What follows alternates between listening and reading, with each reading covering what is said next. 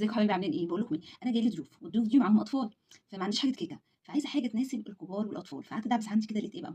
كل البسكوت دول، عندي سوداني قشره طبعا، ولقيت عندي قطعه الشوكولاته دي، فتعالوا نشوف هنعمل حاجه حلوه ايه. خدت بقى البسكوت دوت ورحت طحناه في الكبه كله، انا عايزاه يبقى ناعم، فطحنته في الكبه وحطيت عليه معلقتين سمنه بلدي وحطيت عليه معلقه عسل.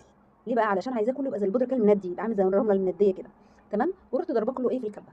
طبعا كنت قشرت السوداني وبرده ضربت السوداني ايه في الكبه الصغيره، طحنته خالص عشان يبقى زي البسكوت وحطيته على جنب. وجبت بقى قطعه الشوكولاته دي حطيت عليها معلقتين لبن وحطيت عليها معلقه سمنه وسيحتها على النار. جبت بقى هنا ايه حاجه واسعه وفضيت فيها البسكوت اهوت. بصوا بعد ما اتطحن بقى وحطيت عليه السمنه والعسل، ده بقى ايه اللي في الطبق دوت السوداني بعد ما اتطحن برده حطيته عليه.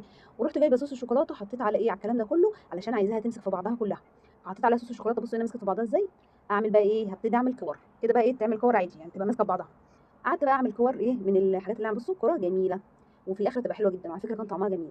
مغذيه جدا وحلوه، بسكوت وسوداني وشوكولاته دارك، يعني ما فيهاش اي حاجه، يعني 3 مكونات بس عملت حاجه حلوه وجميله وطعمها حلو وفي نفس الوقت صحيه برده مش مضره ولا حاجه. هنا خلصت بقى كله، جبت صوص الشوكولاته النص التاني جزء من صوص الشوكولاته اللي كنت عاملاه، وبقيت احط فيها الكور ديت واطلعها ايه في طبق على جنب. عملت بقى الكميه كلها في صوص الشوكولاته دوت وطلعته في طبق. وطبعا ايه لازم نحطه بقى في الثلاجه شويه، اهو حطيته في الثلاجه. بصوا ازاي بقت كور ايه بسكوت بالشوكولاته. انا عايزه اقول لكم كان طعمها تحفه وجميل جدا ونفعت وتنفع لاي حاجه، لاي ضيوف تجيلك فجاه، لاي حاجه سهله